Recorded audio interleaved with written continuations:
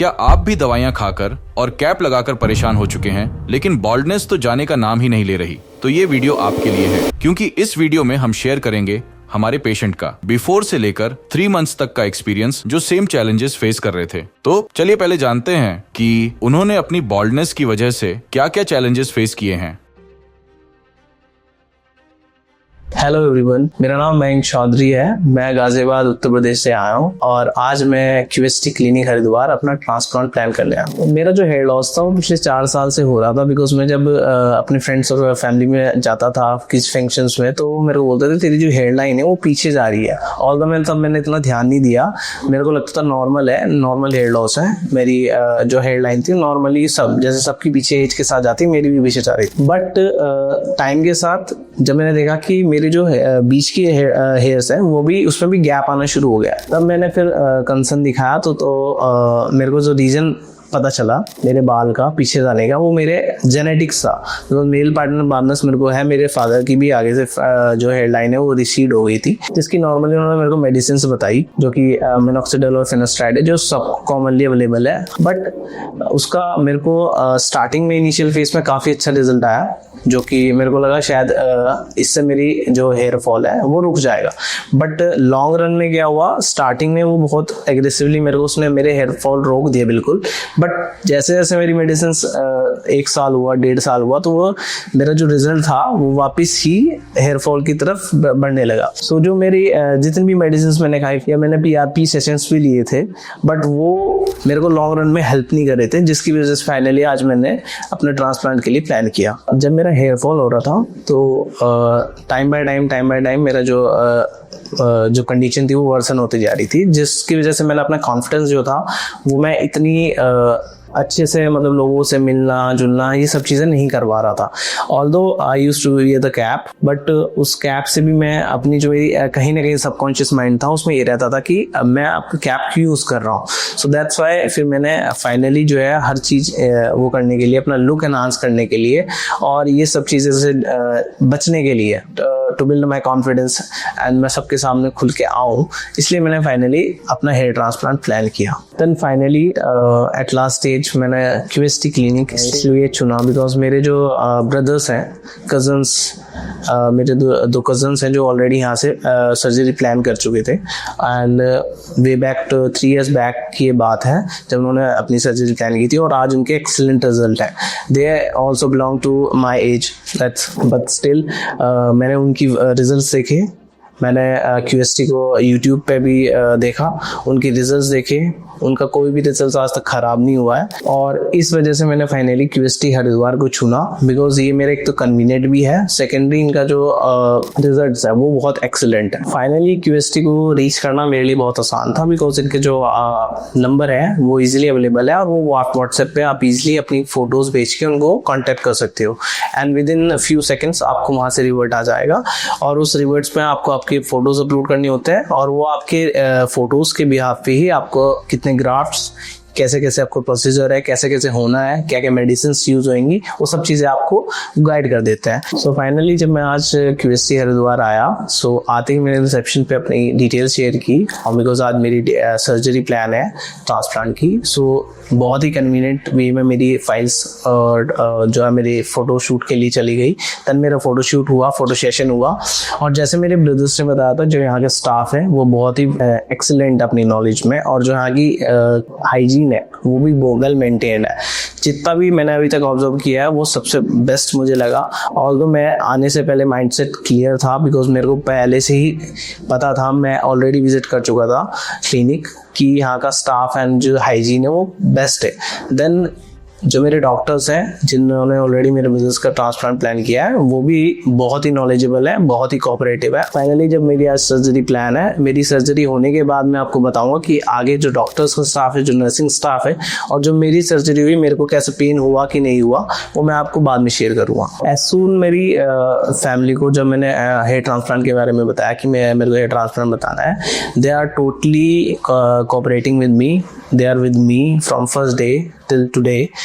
They are saying कि तू खुद से जा, और विजिट कर क्लिनिक, अगर तेरे को बेस्ट लगता है तो वहीं से ट्रांसप्लांट करा। उन्होंने मेरे को कभी ऐसे मिसलाइड या गाइड ऐसा नहीं किया कि नहीं करा, इसके रिजल्ट्स बेकार हैं, फ्यूचर में कुछ और दिक्कत हो जाएगी, because it's part of a head. So but मेरी जो फैमिली थी वो टोटली कोऑपरेटिव थी मेरे साथ। जैसे कि मैं आज आया तो मेरे जो ब्लड रिपोर्ट्स थे वो ऑलरेडी मैं करा के आया हुआ था सर्जरी, उसमें ज़्यादा टाइम नहीं लग रहा है। और जो मेरी प्रोसेस है वो हेयर लाइन को बनाना है, जो मेरे डॉक्टर्स में बनाएंगे। उसके बाद मेरी जो है ट्रांसप्लांट के लिए मेरे को OT भेज जाएगा। Like for surgery I have mix feelings, because first time मेरी कोई सर्जरी प्लान हो रही है and I am very confident कि मेरे को QST पे बिल्कुल ब्लाइंडली भरोसा है कि जो उसके रिजल्ट्स वो एक्सीलेंट आते हैं। कोई सर्जरी में ऐसा पेन एंड ऑल ये नहीं होने वाला है, बिकॉज जितनी भी मैंने वीडियोस देखी हैं और जो मेरे रिव्यूज़ मेरे जो ब्रदर्स ने मेरे को दिए हैं QST के, उसके भी आप मेरे को कोई नर्वसनेस QST को लेके नहीं है, बट एक काइंड ऑफ नर्वसनेस एक सबकॉन्शियस माइंड में है कि ड्यूरिंग अ सर्जरी कैसे होगी, क्या होगा, पेन होगा कि नहीं होगा। इसके लिए मेरे को एक एनेस्थीसिया भी दिया गया है। एनेस्थीसिया एलर्जिक टेस्ट होता है, वो एक तरह से आपको दिया जाता है बिफोर सर्जरी, जिससे कि अगर आपको कोई एलर्जी या किसी भी प्रकार का कोई पेन एंड ऑल हो ड्यूरिंग द सर्जरी ना हो, तो वो पहले ही दे दिया जाता है जिससे कि वो टेस्ट हो जाए। देन उसके बाद आज I am confident about my surgery. So अभी तक का मेरा जो एक्सपीरियंस था बिफोर सर्जरी का वो यही था।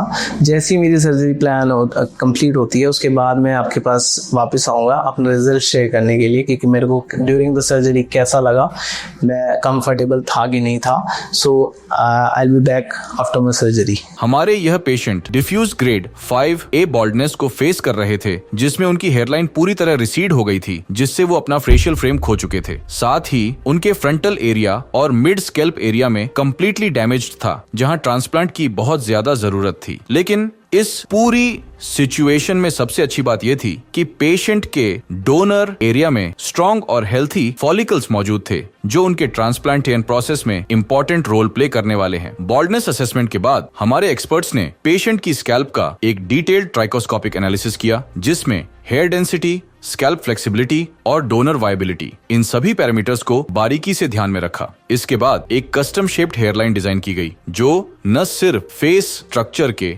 अकॉर्डिंग परफेक्टली बैलेंस थी, बल्कि नेचुरल एजिंग पैटर्न्स को ध्यान में रखते हुए थॉटफुली डिजाइन की गई थी। ग्लबेला पॉइंट से साइंटिफिकली मेजर्ड डिस्टेंस पर हेयरलाइन को मार्क किया गया, जिससे सिमेट्री और प्रोपोर्शन दोनों मेंटेन रहे। इसके साथ फ्रंटल जोन और मिड स्कैल्प एरिया को केयरफुली आउटलाइन किया गया, ताकि फाइनल इम्प्लांटेशन एक सीमलेस और नेचुरल फ्लो में पूरा हो पाए। इसके बाद पेशेंट की सर्जरी शुरू हुई, जिसमें इनिशियल असेसमेंट से लेकर सर्जरी तक 2 दिन का टाइम लगा। तो चलिए अब पेशेंट से जानते हैं कि उनका सर्जरी का एक्सपीरियंस कैसा रहा, क्या कोई पेन या डिस्कम्फर्ट फील किया उन्होंने। Everyone, I am back with my surgery. जैसे मैंने आपको बताया था कि कल मेरी सर्जरी होने जा रही थी, और जो मेरा प्रोसेस था कल वो स्लिटिंग का था। जो स्लिटिंग के लिए मैं OT गया था, उसमें लगभग मेरे को 2 से 2.5 घंटे लगे थे। स्लिटिंग का प्रोसेस बहुत नॉर्मल होता है और बड़ा ईजी होता है, कंफर्टेबल होता है। उसमें जस्ट आपका जो हेयर्स होते हैं उनको ट्रिम किया जाता है, आपकी जो हेयर लाइन है उसको डिज़ाइन किया जाता है आपके अकॉर्डिंग, जो कि आपकी जो फेस है उस पर सूट करे, जो कि नेचुरल लगे, आर्टिफिशियल ना लगे। देन उसके बाद आपको OT में शिफ्ट किया जाता है। उसमें आपको एनेस्थीसिया का एक प्रोसेस होता है, जो आपके जहाँ पे ट्रांसप्लांट हेयर लगने हैं वहाँ पे थ्रू आउट द जहाँ पे ट्रांसप्लांट हेयर होने हैं वहाँ पे दिया जाता है, जिससे कि आपको जो स्लिटिंग के टाइम पे कोई पेन या किसी प्रकार के इनकन्वीनियंस ना हो। देन उसके बाद नेक्स्ट डे का जो स्टेप प्रोसेस रहता है वो morning 7 o'clock according to the doctor's timing जो आपको मिलती है वो आपको आना पड़ता है। And starting with the next day उसमें आपको OT में शिफ्ट किया जाता है। देन OT में आपको रिलैक्स कर दिया जाता है, जो कि वहाँ पे नर्सिंग स्टाफ होता है वो आपको बिल्कुल रिलैक्स फील करा देता है। देन उसके बाद जो आपका डोनर एरिया होता है वहाँ पे एनेस्थीसिया प्रोसेस को दिया जाता है। जिस पार्ट से आपके ग्राफ्ट्स को एक्सट्रैक्ट करना होता है वहाँ पे आपको एनेस्थीसिया का डोसेज आपके अकॉर्डिंग दिया जाता है। देन उसके बाद जब आपके ग्राफ्ट्स जो होते हैं वो एक्सट्रैक्ट कर लिए जाते हैं, साइमल्टेनियसली साइड बाय साइड आपका जो ट्रांसप्लांटेड एरिया है उसमें जो ग्राफ्ट्स होते हैं उसको इम्प्लांट कर दिया जाता है। डिफरेंट टीम्स वहाँ पे अवेलेबल होती है, जो कि जो ग्राफ्ट को निकालती हैं और जो ग्राफ्ट को इम्प्लांट होती है। देन आपको बार बार अगर कोई भी अनकन्वीनियंस या फिर किसी भी प्रकार का कोई भी पेन या कुछ भी फील होता है तो आप इजीली अपने डॉक्टर्स को बता सकते हो। जो डॉक्टर्स होते हैं वो टोटली कोऑपरेटिव्स होते हैं, आपकी जो नर्सिंग स्टाफ होती है वो टोटली कोऑपरेटिव होता है। एंड उसके बाद जब आपका कंप्लीट ट्रांसप्लांट जो एरिया होता है वो कवर हो जाता है, देन सिंपली आपको फ्री कर दिया जाता है विद सम प्रिस्क्रिप्शंस, लाइक जो डॉक्टर्स आपको गाइड करते हैं कि कौन सी मेडिसिन किस टाइम पे कैसे कैसे आपको लेनी है। देन जो आफ्टर सर्जरी प्रोसीजर होता है वो थ्रू अ डॉक्टर आपको बता दिया जाता है, लाइक द हेड वॉश, कैसे आपको अपने हेयर्स की टेक केयर करनी है आफ्टर पोस्ट सर्जरी। देन उसके बाद आपको नेक्स्ट डे बैंडेज रिमूवल के लिए बुलाया जाता है, जो कि आपको पोस्ट सर्जरी की जाती है आपके डोनर एरिया पे जहाँ से आपके बाल एक्सट्रैक्ट किए जाते हैं। देन जब आप सेकेंड डे आओगे तो आपकी बैंडेजेस जो होती हैं वो रिमूव कर दी जाती है एंड ड्रेसिंग अगेन आप जो जितनी भी ड्रेसिंग डॉक्टर्स करते हैं वो उसको रिमूव कर देते हैं। अकॉर्डिंग टू माई सर्जरी जो मैंने फेस किया है यहाँ पे, थोड़ा सा इनकन्वीनियंस लोगों को रहता है कि पेन होगा, कितना पेन होगा, किस लेवल का पेन होएगा, कोई किसी प्रकार की कोई पेन या फिर ब्लड कुछ ऐसा कुछ निकलेगा। मेरे को थ्रू आउट द सर्जरी ऐसा कुछ फील नहीं हुआ, बट हाँ ड्यूरिंग जब आपको एनेस्थीसिया दिया जाता है तो आपके जो डोनर एरिया होता है उसको एंटायरली कवर करने के लिए आपको एनेस्थीसिया की अच्छी खासी डोज दी जाती है, जिससे कि आपको ड्यूरिंग द सर्जरी कोई पेन ना हो। सो मेरे को किसी भी प्रकार का कोई पेन नहीं हुआ और जो मेरा ट्रांसप्लांटेड एरिया था जहाँ पे मेरे को ट्रांसप्लांट किए गए हैं मेरे हेयर्स, वहाँ को भी एनेस्थीसिया दिया जाता है जो कि बहुत भी पेनलेस, लाइक आपको ऐसा फील होएगा जैसे आपको जस्ट कोई पिंच कर रहा है, नथिंग एल्स। इसके अलावा कोई भी कन्वीनियंस आपको नहीं होती है। बीच बीच में आपको पानी के लिए, अगर आपको वॉशरूम जाना, वॉशरूम्स के लिए, इवन आपको जो रिफ्रेशमेंट्स होती हैं वो भी प्रोवाइड की जाती है। इसके अलावा my overall experience was excellent. Hope I am hoping very comfortable and confident about my results. Let's wait for a month, then I will be back with the next video. So guys, मेरा जो transplant हुआ है, जितने total मेरे को graft लगे हैं वो 4500 हैं। जैसे कि आप देख सकते हो मेरे एंटायर एरिया जो है क्राउन का वो कवर कर लिया गया है फ्रंट से लेके एंड तक। एंड जो मेरी टेक्निक यूज़ की है मेरे डॉक्टर्स ने वो QST है, जो कि क्विक हेयर ट्रांसप्लांट है एंड ये सर्जरी सबसे बेस्ट है।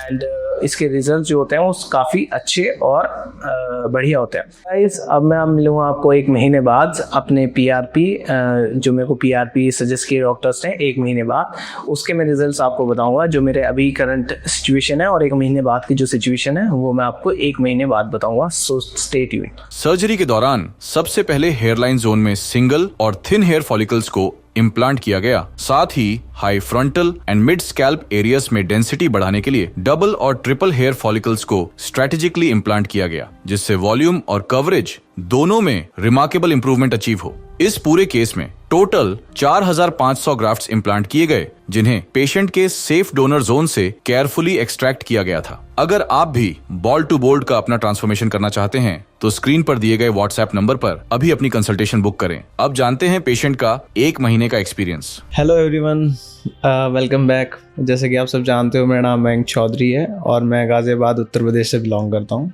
और 1 महीने पहले मैंने अपना ट्रांसप्लांट QST क्लिनिक हरिद्वार से कराया था। आज मैं अपनी फर्स्ट PRP कराने क्लिनिक आया हूँ। सो गाइस, जैसे कि आप जानते हो, जब मैंने यहाँ से अपना ट्रांसप्लांट करा के मैं अपने घर गया, विजिट किया वापस, जो मेरा पहला प्रोसेस था कि जो सलाइन वाटर मेरे को डॉक्टर्स ने दिया था वो मेरे को हर आधे घंटे में स्प्रे करना था। तो जैसे जैसे first day, second day, third day, fourth day, fifth day, जैसे जैसे पहले जो 5 दिन होते हैं उसमें आपको हर आधे घंटे में सलाइन वाटर को स्प्रे करना होता है। ड्यूरिंग नाइट टाइम उसको नहीं लगाना होता, बट जितना भी टाइम आप जागते हो मॉर्निंग आवर्स में वो आपको स्प्रे करना होता है। सो वो प्रोसेस बड़ा थोड़ा सा लेंथी लगेगा आपको कि हर आधे घंटे में स्प्रे करना है, but it is worth. Then उसके बाद जो मेरा रिकवरी का वो था प्रोसीजर, वो था सेकेंड डे मेरी जो बैंडेजेस थी वो मैंने घर पे खुद ही अपने यहाँ पर रिमूव की थी, और वो रिमूव करना बड़ा ईजी है। कोई ऐसा इसमें नहीं है कि आपको विजिट करना पड़ेगा क्लिनिक या फिर आपको कुछ ऐसा। अगर आप यहीं पे हो तो आप क्लिनिक विजिट कर सकते हो, अदरवाइज आप उसको घर पे भी रिमूव कर सकते हो। उसका जो प्रोसेस है वो मेरे को व्हाट्सएप के थ्रू, QST की टीम के थ्रू व्हाट्सएप पे शेयर कर दिया गया था कि उसको मेरे को कैसे रिमूव करना है, एंड वो मैंने ईजिली अपनी बैंडेज खुद से ही रिमूव कर ली। देन जितने भी उसके लिए मेडिसिन एंड ऑल जो भी इक्विपमेंट्स लगते हैं वो आपको क्यूएसटी की टीम से प्रोवाइडेड किए जाते हैं कि आपको कैसे उसको रिमूव करना है। सेकेंड डे जब मेरी बैंडेज रिमूव होगी उसके बाद जो प्रोसेस रहता है वो आपके डोनर एरिया का हीलिंग प्रोसेस शुरू हो जाता है। उसमें आपको नंबर ऑफ मेडिसिन दी जाती है क्यूएसटी टीम की तरफ से जो कि आपको अप्लाई करनी होती है अपने डोनर एरिया पे। एंड जो आपका ट्रांसप्लांटेड एरिया है उस पर सिर्फ आपको सलाइन वाटर ही स्प्रे करना होता है हर आधे घंटे बाद। देन ये जो मेरी प्रोसेस थी ये पहले 5 दिन कंटिन्यू रही। जो मेरा डोनर एरिया था वो भी धीरे धीरे हील होने लगा था। Then 5th day I visited for my first head wash in QST clinic Haridwar. जो मेरा पहला हेड वॉश था, ऑल्दो वो भी अगर आप चाहो तो अगर आप डिस्टेंस पे रहते हो तो आप खुद भी कर सकते हो। लाइक यू ऑल नो, मैंने लास्ट मंथ अपना जब ट्रांसप्लांट प्लान किया, सो फर्स्टली जिनके थ्रू मैं यहाँ पे आया था, जिनका रिजल्ट देख के बेसिकली मैं यहाँ आया था, वो मेरे कजन्स ही हैं जिनका ऑलरेडी यहाँ पे ट्रांसप्लांट हो चुका था and they got excellent superb results. Then मैंने जो रिजल्ट्स है क्यूएसटी के वो खुद भी अपने आप एक बार देखे हैं वो यूट्यूब पे, और आप सब भी देख सकते हो क्या सुपर्ब रिजल्ट्स हैं इनके, और कोई नेगेटिव फीडबैक नहीं है। Even you can check the Google reviews. अगर आपको यूट्यूब वीडियोस पे भरोसा नहीं है तो गूगल रिव्यूज़ चेक कीजिए, आपको किसी भी प्रकार का नेगेटिव रिव्यू नहीं मिलेगा, किसी के रिगार्डिंग नहीं मिलेगा। एंड सेकेंडली जब मैं विजिट किया देन आई फाइनली डिसाइडेड कि कराना है एंड क्यूएसटी से ही कराना है। देन जो मेरी फर्स्ट थिंग थी, जो मेरे डॉक्टर से इंटरेक्शन थी, उन्होंने मेरे को फ्रॉम बेसिक टू एडवांस जितनी भी प्रोसेस है वो एक्सप्लेन की, वो सुपर्ब थी। तो मेरे को ईजिली सब स्टैंड हो गया हर चीज़ की, मेरे को कैसे कैसे क्या क्या चीज़ें होएंगी मेरे साथ आने वाले टाइम में, 1 महीने में, 2 महीने में, 4 महीने में, साल भर में, वो सब चीज़ें मेरे को डॉक्टर्स के थ्रू बता दिया गया था पहले ही। पोस्ट सर्जरी जो मेरी हेयर लाइन जिन्होंने मेरी डिज़ाइन की, उन्होंने मेरे को हेयर लाइन जब मेरे को बार बार पूछा कि कैसे कैसे, मतलब उन्होंने मेरे को डिफरेंट हेयर लाइन्स बना के दिखाई जो मेरे जो चेहरा है उस पर कैसे सूट करेगी, क्या नेचुरल लगेगी क्या नहीं लगेगी। वो सब चीज़ देख के मेरे को टोटली रिलाय हो गया कि ये जो टीम है बड़ी ही प्रोफेशनल है। सो फाइनली लास्ट में जब मैं आया तो after the process of slitting मेरा जो हेयर ट्रांसप्लांट था वो प्लान हुआ एंड मॉर्निंग में यहाँ पे आया। देन जो फर्स्ट जैसे आते हैं तो घबराहट होती है कि यार आज ट्रांसप्लांट है, कि मन घबराता है बेसिकली, आपको चाहे कितना ही ट्रस्ट हो किसी पे, बट स्टिल एक ऑपरेशन ही होता है। देन जब मैं ओटी में गया आफ्टर चेंजिंग माई क्लोथ्स, तो मेरे को फर्स्टली यही रहा कि यार क्या होगा आज, कैसे होगा। बट वो जो मेरी घबराहट थी वो बड़ी ही कॉन्फिडेंस में तब बदली जब मेरे पास डॉक्टर्स की टीम आए। देन दे सेड कि आप कंफर्टेबल हो, हर चीज़ मेरे से पूछी गई कि आप कंफर्टेबल हो, किसी प्रकार का आपको इश्यू तो नहीं है, कोई आपको ऐसी घबराहट तो नहीं है। उन्होंने मेरे को बिल्कुल ऐसे कंफर्टेबल कर दिया जैसे घर पे हो आप। मेरे को लगा ही नहीं कि मैं ओटी में हूँ। मैंने मैं लेट गया ओटी में। मेरा मॉर्निंग में ओटी प्लान था, ट्रांसप्लांट प्लान था 7:30 o'clock अराउंड। तो जब मैं गया फिर उसके बाद लेट गया। देन मेरे को एनेस्थीसिया का प्रोसेस था, वो उससे मेरे को एनेस्थीसिया दिया गया। तो एनेस्थीसिया देने के बाद उसके बाद जो प्रोसेस था वो इतना स्मूथली गया कि जैसे मेरा एक्सट्रैक्शन था और जो मेरा ट्रांसप्लांट साथ के साथ हो रहे थे बाल, तो मेरे को ईजिली मैं बात कर पा रहा था डॉक्टर से। डॉक्टर्स इवन मेरे से बार बार पूछ रहे थे आफ्टर 15 मिनट्स एंड 10 मिनट्स कि आपको कोई पेन तो नहीं है, किसी प्रकार का कोई इशू तो नहीं है, आप कंफर्टेबल हो कि नहीं। तो वो चीज़ मेरे को और जो प्रोसेस था वो और स्मूथली बना दिया उसने, उस चीज़ ने। देन मेरा जो टोटल जो मेरा टाइम लगा ओटी में वो लगभग शाम ही हो गई थी ऑलमोस्ट। बट बीच में जो था वो ब्रेक एंड ऑल चीज़ के लिए मैं जाता था। Even you can use washrooms and all, अगर आपको जाना हो बीच में, you can have a water. बीच में आपको मील भी दी जाती है। देन ऐसा नहीं है कि अगर आप आए तो बस लेट गए, उसके बाद उठोगे जब वो ट्रांसप्लांट कंप्लीट हो जाएगा। तो एक फ्रेंडली माहौल था, ऐसा नहीं था कि आपको डॉक्टर्स के ऐसा लगेगा, किसी प्रकार का डर लगेगा, कुछ लगेगा। तो मेरे को बिल्कुल फ्रेंडली रहा। देन उसके बाद जब मैं आज आया हूँ 1 महीने बाद अपना PRP कराने के लिए, सो वो प्रोसेस भी बहुत पेनलेस था। उसमें भी कुछ नहीं, नॉर्मल वाइब्रेटर की यूज़ करते हैं और आपको इंजेक्ट कर दिया जाता है और उसमें कोई एनेस्थीसिया देने की ज़रूरत नहीं है। And I am sitting in front of you और मेरे को किसी भी प्रकार का कोई पेन एंड ऑल कुछ नहीं है। सो जो मेरे ग्राफ्ट से ड्यूरिंग द सर्जरी वो मेरे को 4500 बताए गए थे और 4500 ही मेरे ग्राफ्ट्स लगे हैं। एंड जो मेरे शेडिंग फेस है वो स्टार्ट हो चुका है। जो मेरा रिजल्ट्स है अभी का वो आप देख सकते हो कि कैसा हेयर का मेरा अभी रिजल्ट है। And I am expecting very aggressive result after some time from QST। And जैसे मेरा अभी नेक्स्ट सेशन के लिए मैं PRP के लिए आऊँगा तो मैं आपको अपना रिजल्ट दोबारा शेयर करूँगा, दोबारा बताऊँगा मेरा क्या एक्सपीरियंस रहा है। Thank you. 1 मंथ में पेशेंट ने अपने स्केड्यूल्ड फॉलोअप और PRP सेशन के लिए विजिट किया था, जिसमें हमारे एक्सपर्ट्स ने उनके स्कैल्प पर 40% शेडिंग नोटिस की। इस फेज में PRP थेरेपी स्कैल्प न्यूरिश करती है और एसेंशियल न्यूट्रिएंट्स प्रोवाइड करती है। नेटिव फॉलिकल्स अपने नेचुरल पेस पर ग्रो कर रहे थे और डोनर एरिया भी अच्छे से हील हो चुका था। इसके बाद पेशेंट ने अपनी सेकेंड PRP के लिए 3 मंथ्स के बाद विजिट किया। चलिए उनसे जानते हैं उनका एक्सपीरियंस कैसा रहा। तो hello everyone, my self Mayank और मैं गाजियाबाद उत्तर प्रदेश से बिलोंग करता हूँ और मैं 24 साल का हूँ। जैसे कि आप सब जानते हैं, मैंने अपना ट्रांसप्लांट 3 महीने पहले QST क्लिनिक हरिद्वार से कराया था और आज मैं अपनी सेकंड PRP कराने QST क्लिनिक हरिद्वार आया हूँ। तो जैसा कि आप सब जानते हैं, मैं 3 महीने पहले QST क्लिनिक हरिद्वार आया था अपना हेयर ट्रांसप्लांट कराने के लिए। एंड जब मैं हेयर अपना ट्रांसप्लांट कराने यहाँ पे आया था, उससे पहले मैं ऑलमोस्ट 3 ईयर्स अपना हेयर फॉल फेस कर रहा था और मैंने अपने डिफरेंट बड़े बड़े हॉस्पिटल में अपना ट्रीटमेंट कर लिया, हर चीज़ करके देखी जो सब लोग देखते हैं जब कोई किसी को हेयर फॉल होता है तो सब नुस्खे अपनाते हैं, बट वो कोई वर्क नहीं किया। एट लास्ट मैं QST क्लिनिक हरिद्वार आया अपना ट्रांसप्लांट कराने के लिए। एंड मैं जब यहाँ पे आया तो मेरे को डॉक्टर्स के थ्रू मेरे को हर चीज़ गाइडेंस प्रोवाइड की गई कि किस तरह का आपको हेयर ट्रांसप्लांट प्लान कैसे होएगा, किस तरह कितने ग्राफ्ट लगेंगे, कैसे कैसे आपका हेयर ट्रांसप्लांट होएगा। सो वो मैंने अपनी प्रीवियस वीडियो में आपको बता रखा है, वो आप जाके विजिट कर सकते हैं। QST क्लिनिक के यूट्यूब चैनल पर आप जाके देख सकते हो। एंड जब मैं यहाँ पर आया तो बड़ा अनकम्फर्टेबल था कि कैसे कैसे हेयर ट्रांसप्लांट होगा, बट यहाँ के जो डॉक्टर्स हैं, उनकी टीम है, उनके जितने भी स्टाफ हैं बहुत सपोर्टिव हैं और अंडरस्टैंडिंग है। उनकी अंडरस्टैंडिंग की वजह से ही मैं अपने आप को कूल डाउन कर पाया और अपना हेयर ट्रांसप्लांट यहाँ पे प्लान किया मैंने। एंड जो मेरा प्रोसेस था वो ऑलमोस्ट 3 डेज़ का था। First day was the straightening process, जिसमें आपके हेयर्स में स्लिट्स बनाए जाते हैं। सेकेंड डे आपका जो होता है वो हेयर ट्रांसप्लांट का डेट होती है, जो आपको OT में ले जाके आपको हेयर ट्रांसप्लांट किया जाता है और वो या तो सेम डे या उससे नेक्स्ट डे तक आपका हेयर ट्रांसप्लांट डिपेंडिंग अपॉन वो ग्राफ्ट कितने आपके लगने हैं। बट जो मेरा OT का एक्सपीरियंस था वो बड़ा अच्छा था, कंफर्टेबल था। बिकॉज जब मैं OT में गया तो पहले मैं घबरा रहा था कि पता नहीं क्या होगा, कितना बड़ा ऑपरेशन है, बट वो बहुत ईजी था। सिंपली मेरे को एनेस्थीसिया दिया गया था और मैं अपने डॉक्टर्स के साथ भी कन्वर्जेशन कर पा रहा था ड्यूरिंग माई सर्जरी। तो बड़ा कंफर्टेबल था, इसमें ऐसा कोई मेरे को पेन या वगैरह कुछ भी फील नहीं हुआ। इवन मैंने रिफ्रेशमेंट्स भी ली थी ड्यूरिंग माई सर्जरी।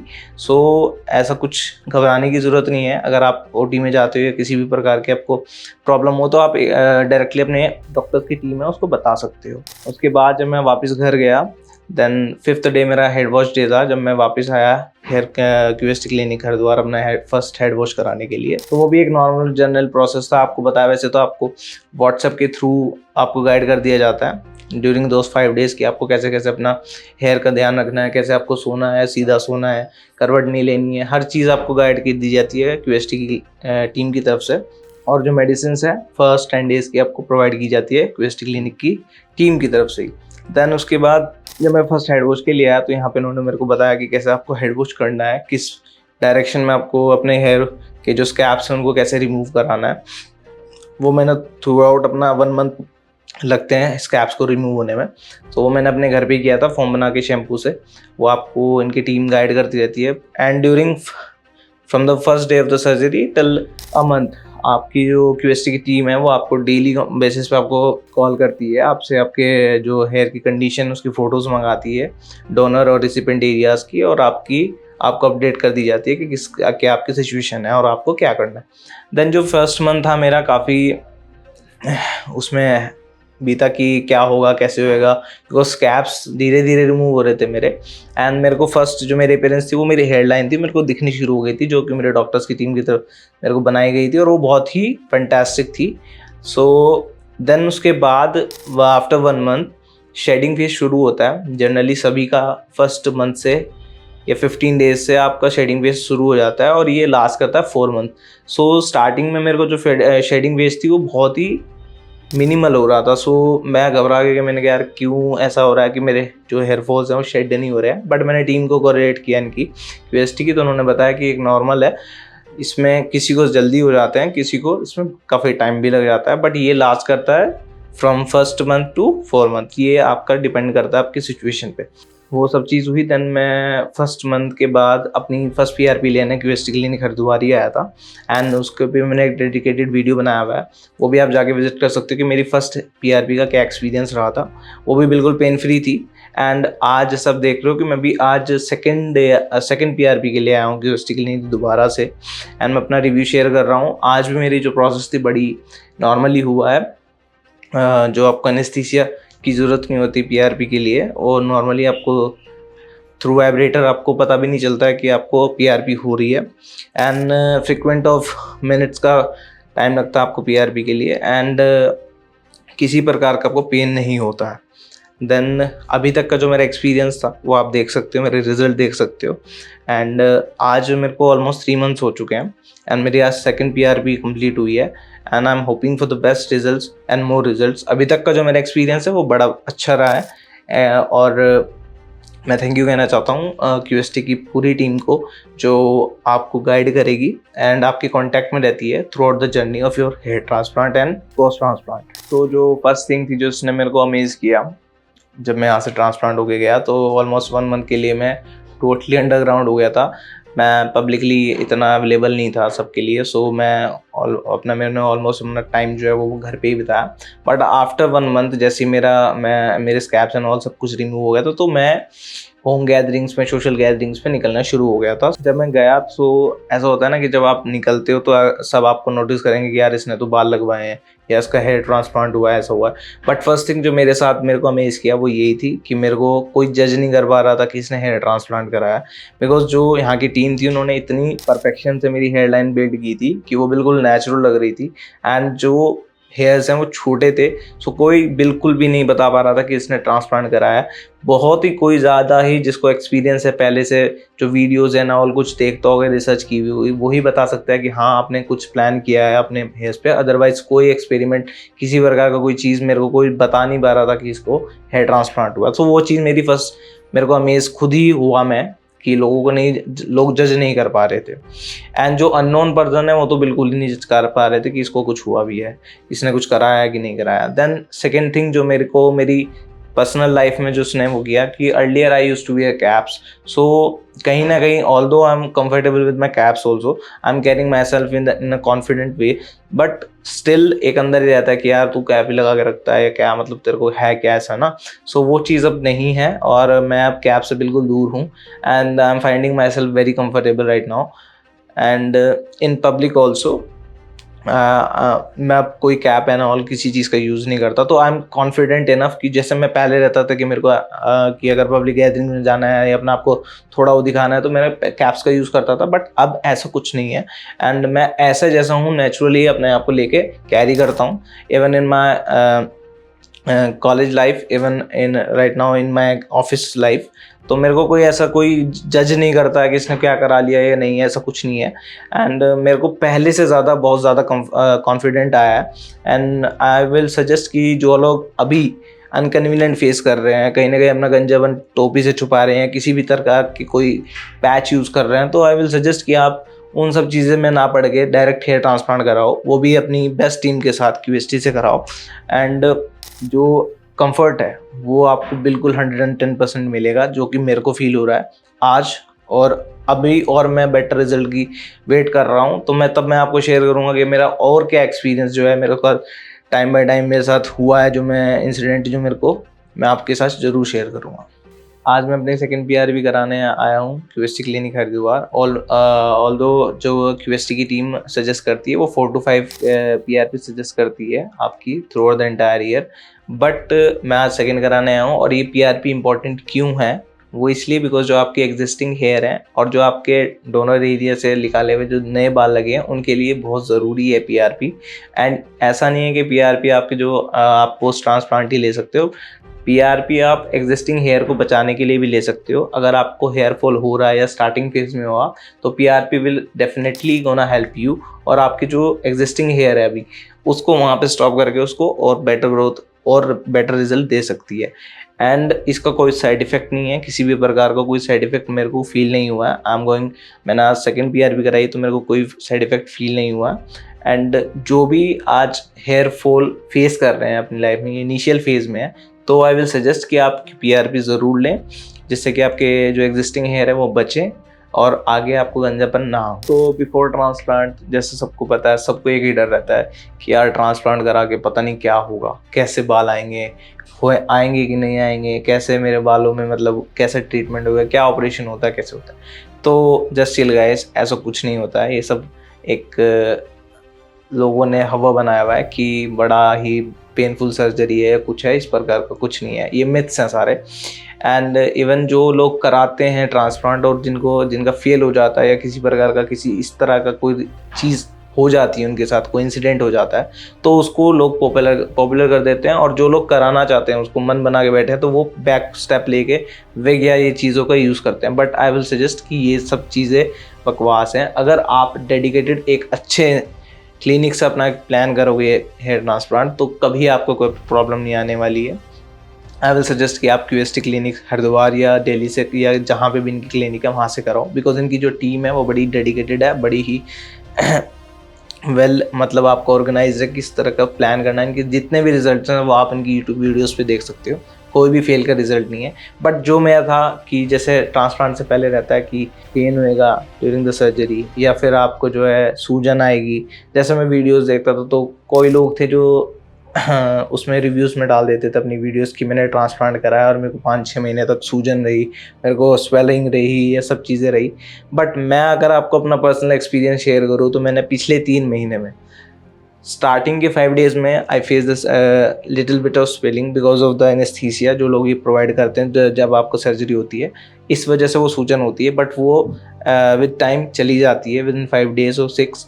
एंड उसके बाद से लेके अभी तक मेरे को कोई हेडेक, किसी प्रकार का कोई पेन या किसी चीज़ का कोई भी side effect I am not facing right now, and आगे भी ना फेस करूं। बट अभी तक का जो मेरा हुआ है उसमें कोई किसी भी प्रकार का कोई भी स्वेलिंग या पेन मेरे को फील नहीं हुआ है। सो ये एक मिथ बस्टर है। मैं आपको बताता हूँ कि अगर आप अच्छे क्लिनिक से अपना हेयर ट्रांसप्लांट प्लान करोगे तो आपको ये सब चीज़ें नहीं होने वाली है।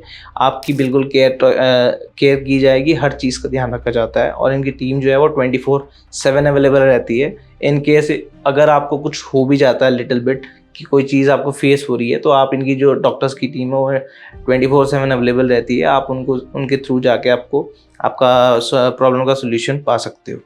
तो गाइज अभी तक का जो मेरा एक्सपीरियंस था, मेरे ऑलमोस्ट 3 मंथ्स हो चुके हैं और आप देख सकते हो कि मेरा रिजल्ट अभी क्या है और 3 महीने पहले क्या था। अभी ऑलमोस्ट मेरे को 20 to 30% रिजल्ट आया, बिकॉज मेरा जो शेडिंग फेज है वो काफ़ी लेट हो रहा है।